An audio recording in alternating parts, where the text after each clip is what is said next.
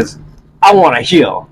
If you guys have ever suffered from sciatica or know somebody who has serious sciatica issues and they just can't seem to solve it, dude, you understand where I'm coming from. So I took this.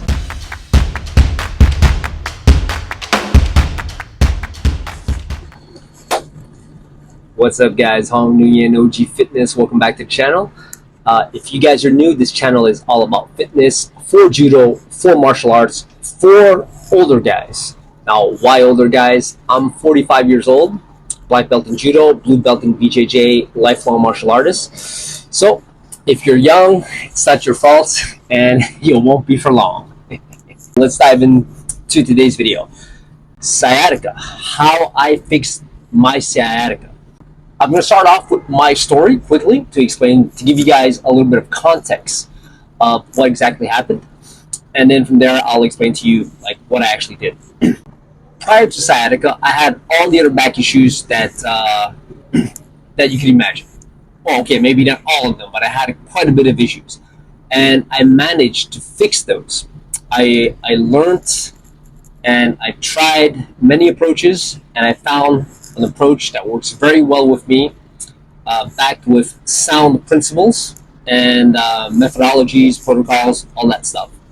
So I thought I was at the end of my journey with all this back issue stuff, rehabbing and bulletproofing my back. But then sciatica happened to me. Now, this is not the first time, this is the second time, but this time it was horrible, excruciating pain. Now, the first time it was on my right side, but it was just a little bit, and then it came and go, right?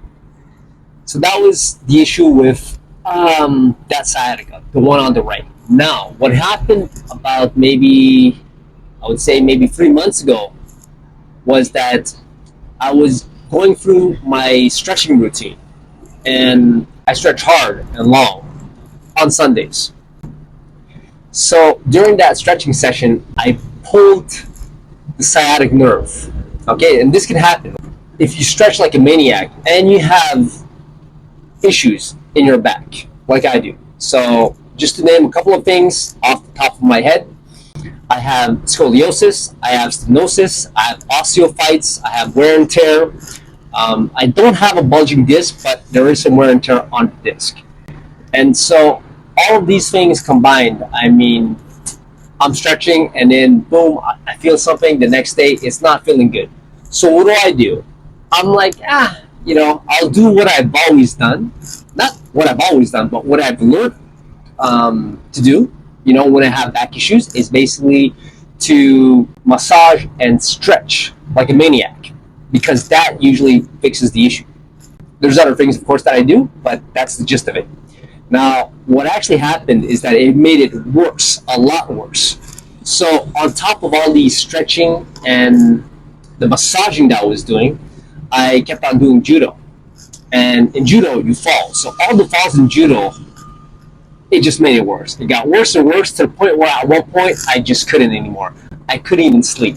So I didn't sleep for a month straight. I had to stop everything. And basically, the reason why I couldn't sleep for a month is because I couldn't lie on my back, right? Every time I lied on my back, it was excruciating pain, so I had to lie on my side.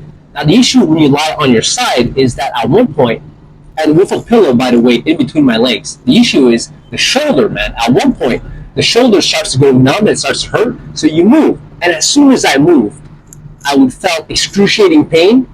And then from there, I would roll onto my back, because this is like in the middle of the night, guys. So you roll onto your back, and then even worse, so excruciating pain times 5, times 10. It would wake me up, and then I would have to get up and stretch so that it would alleviate the pain a little bit, and then after that, try and go back to sleep. So this would happen to me 3 to 4 times a night. I'm not even exaggerating. It's more like 5, I would say, 4 to 6, to be honest. But, I'm just going with the average here. And so I would do that, let's say 4 times a night. And then at one point I would just get so tired because of the lack of sleep, my body would just shut down and I would sleep. But then, yeah, that's what it was for about a month. So I did so much research after that. Like, I spent hours doing research to try to figure out how the hell do you fix the sciatica nerve problem. Now, there was a lot of videos there that were just telling you to stretch, and I couldn't do any of these stretches. And for the most part, I've come to realize through other videos that were actually that made more sense. These guys were like telling me basically that no, actually, if the nerve is damaged and inflamed, and you keep on stretching on it and massaging it, you're going to make it worse. So that's when I realized, oh, I should stop doing that. And there was only 2 exercises that were good for me. And I wouldn't call them exercises. It was just things that you had to do to elongate the spine. So those 2 things that I did that helped a lot. Hanging from a bar, right, to elongate the spine. You can do it hanging, or you can do it supported, like on dip bars, where your legs are have space to hang. If you don't have the space, you can always bend your legs, bend your knees, and then you let your hips drop so that it elongates that the spine, right? Especially the lumbar spine. And then the other thing I did was the deep squat. I spent a lot of time in the deep squat. So those are the only 2 exercises, so to speak, that I actually did that helped a lot. Now, that wasn't enough, though. That was far from enough. The only time it started getting better was when I was finally able to get some sleep. And guess how this happened? It was pure fluke. I was at my parents' place, and I fell asleep on the reclining chair. And their reclining chair, kind of like a lazy boy, the angle was perfect for me, where like I didn't feel any pain. So I was able to actually sleep the whole night without waking up in pain. So of course that helped tremendously. So I've been sleeping on that chair now for the past 4 weeks now. Okay. And the other thing, this is where it gets really, this is also super important. If you don't have this, you're not going to heal as fast. I did the Stamit stack. So what is this? This is a microdosing. Microdosing what? Psilocybin. But not just microdosing, because microdosing has very good effects on the brain. So it heals your brain. It regenerates connections in your brain that are broken or damaged, and then it makes new ones. Neurogenesis and all that. You guys can look it up. But that wasn't enough, right? Stamit stack is where you're stacking other supplements on top of it. Not only are you microdosing the psilocybin, but you're taking lion's mane and you're taking vitamin B3. Now, here's the thing. The lion's mane basically has a whole bunch of benefits for cognitive health and all that, but it also amplifies the effects of the psilocybin. The vitamin B3 pushes the psilocybin out along with all the other good stuff in the lion's mane into your extremities, guys. So up to your fingertips and your toes. At least that's what I understood, and that's what Paul Stamit, the person who came up with the Stamit stack, and the leading dude on mushrooms, basically, was saying. And they have tests to back this up that it does really work. So I'm like, hey man, I got nothing to lose. And I've tried microdosing before for concussion, right?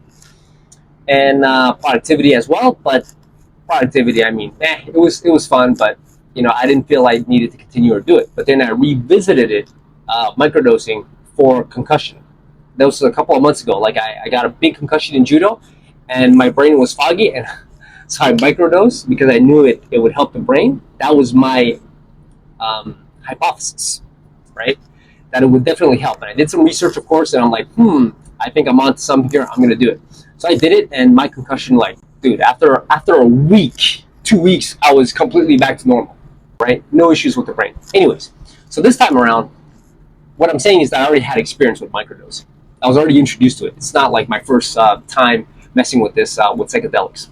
Now, then fast forward to now. This time, I'm like, okay, Stamit stack. So I get that. You know, I get those. I get the Stamit stack, and I do that. And I'm essentially taking it twice a day because I want to heal.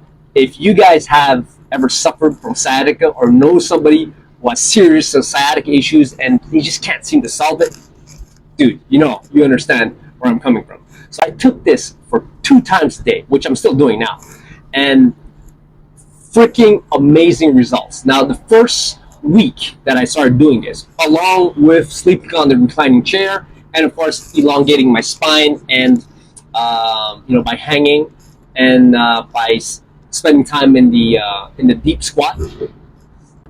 The first week, 60% improvement. That's amazing. It was freaking amazing. I was like, mine was completely blown. Okay. Second week, I was up to 70%. That's just the second week back to normal. That's what I'm saying. And then after that, the third week was 85%. 85%. And then now it's like 3 weeks and a half. On the fourth week, I'm at 90%.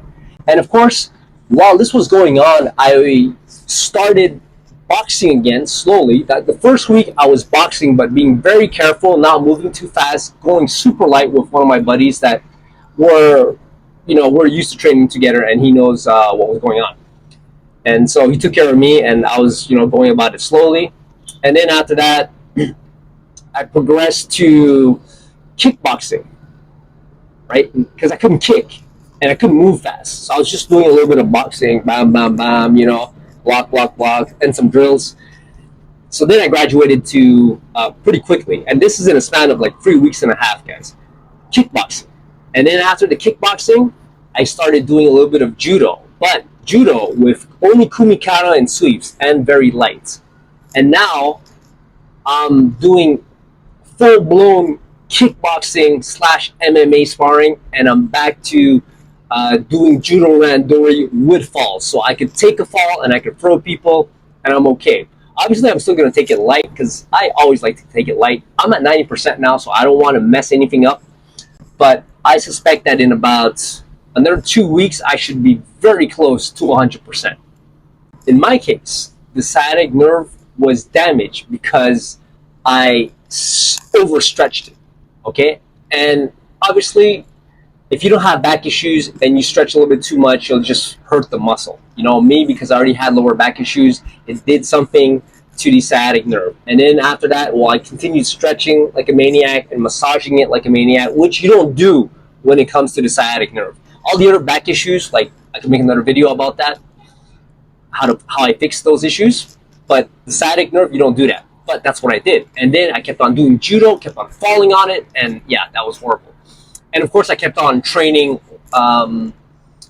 lifting weights and all that, but going a little bit too intense. And the lack of sleep. Like, if you don't sleep enough, man, it's horrible. You don't recover. Like, sleep is the ultimate thing that you can do for your recovery.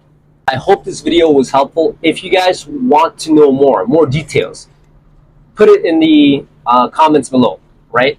And ask me your questions. And if it's urgent and you want me to respond, you need help right away, and you want me to respond to you, then DM me on Instagram, and I'll be glad to give you all the details that you need to help you out in this in your journey to recovery from sciatica. I'm not a doctor, right? I'm a martial artist, a guy who trains, who's very into fitness for his martial arts, because that's all I care about, is basically martial arts, meditation, fitness. That's it. Comment down below how you guys managed to fix your sciatica. Until the next time, peace.